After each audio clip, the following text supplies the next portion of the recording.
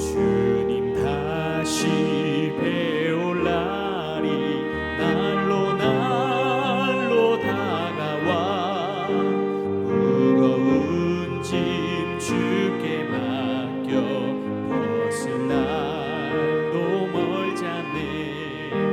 나를 위해 예비하신 고향 집에 돌아가 아버지의 품 안에서 영원토록 살리라.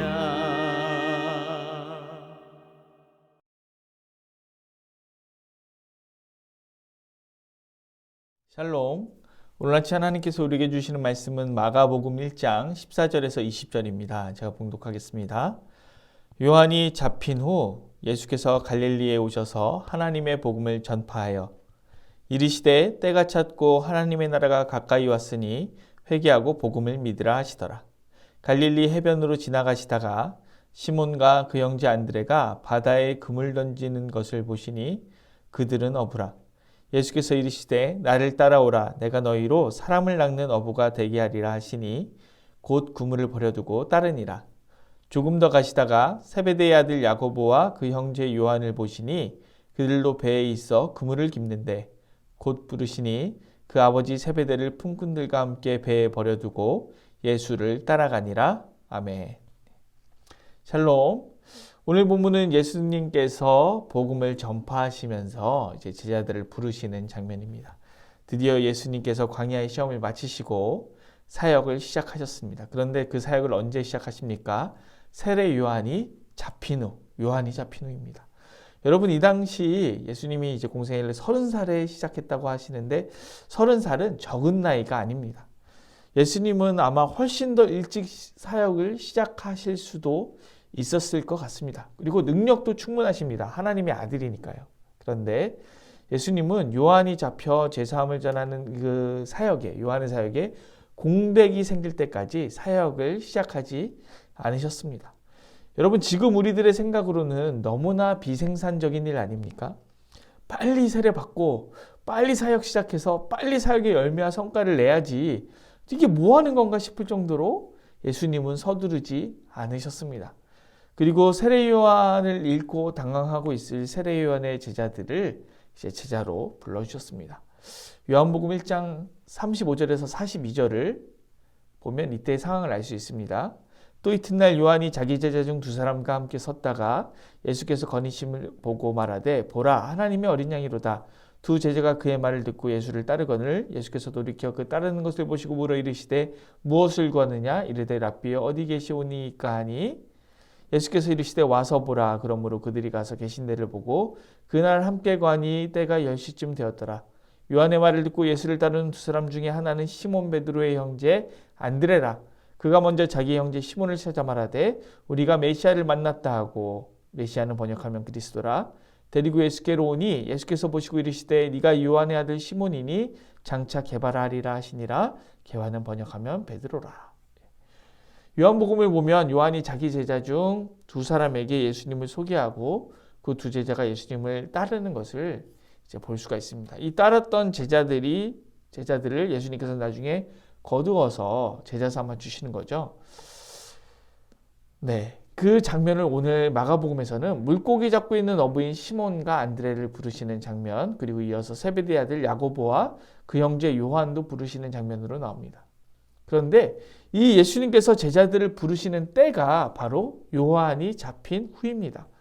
제가 마가복음은 길 위에서 예수를 따를 것인지 따르지 말 것인지 그 물음에 답하는 복음서라고 제가 이렇게 말씀을 드렸습니다. 그리고 그 예수를 따르는 길의 끝에는 예수님께서 십자가에서 죽으시는 것이 있는 거죠. 그래서 이 길은 십자가의 길입니다.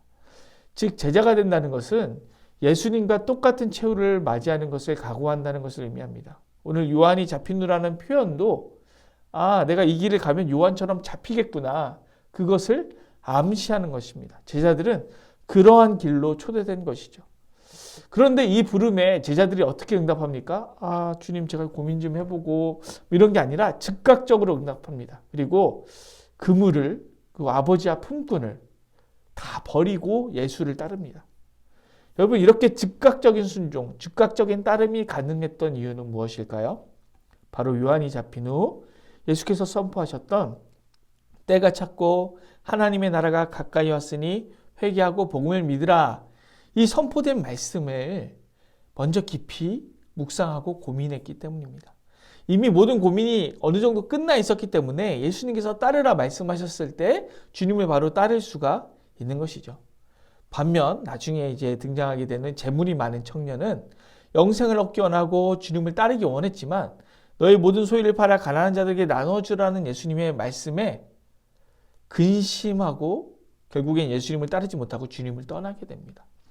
왜 그런 일이 벌어질까요? 예수를 따르는 대가에 대해서 전혀 고민하고 있지 않다가 갑자기 모든 서류를 다 버려야 한다는 이 말씀에 근심했기 때문에 예수를 바로 따를 수가 없는 것입니다.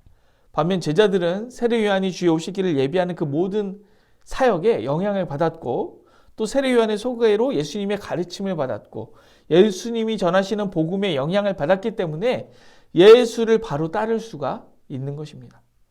여러분, 예수님을 따르는 것 고민할 시간이 없습니다. 지금 우리가 이 복음을 처음 들었을 때 예수님의 가르침을 처음 받을 때 이 고민을 끝내놓아야 나중에 진짜 예수님께서 결단한 상황을 우리에게 주실 때 바로 따를 수가 있는 것입니다. 제가 하나의 예를 들어드리겠습니다. 우리 담임 목사님께서 남목사님께 저를 부르실 때 울산으로 내려오라고 부르실 때 저의 상황입니다. 제가 이제 경기도 고양시에 있었는데 거기에는 저희 집에서 차로 10분 거리에 제가 가고 싶은 대학원이 있었습니다. 그리고 제가 그때 당시 파트 사역을 하고 있었는데 학업을 하기에 제일 좋은 어떤 환경이었습니다. 그 교회 사역 환경이. 그리고 신축 임대 아파트에 입주했는데 아주 역과 가까운 초역세권이었고 아침에 이렇게 창문 커튼을 딱 열면 바로 북한산이 보이는 마운틴 뷰였고 아주 지척의 거리에 스타필드와 이케아가 있는 정말 최고의 입지 조건을 가진 아파트였습니다. 들어간 지 반년도 안 됐고 인테리어까지 다 맞춰놨습니다. 그런데 목사님 제가 연락처도 모를 때 목사님 저를 부르시기 전에 부르시기 딱 한 주 전에 아내와 같이 고민을 시작했습니다. 어떤 고민을 했냐면 내가 지금 전임 사역을 하지 않고 공부를 하기 원하지만 만약에 하나님께서 갑자기 전임 사역으로 부르셔서 지방으로 내려가고 그리고 사택도 예를 들어서 반지하 단칸방이다. 그러면 우리가 순종할 수 있을까? 아내의 첫 대답은 당연히 노였습니다. 그래서 제가 이야기했습니다. 지금 우리가 고민해놔야 나중에 순종할 수 있다.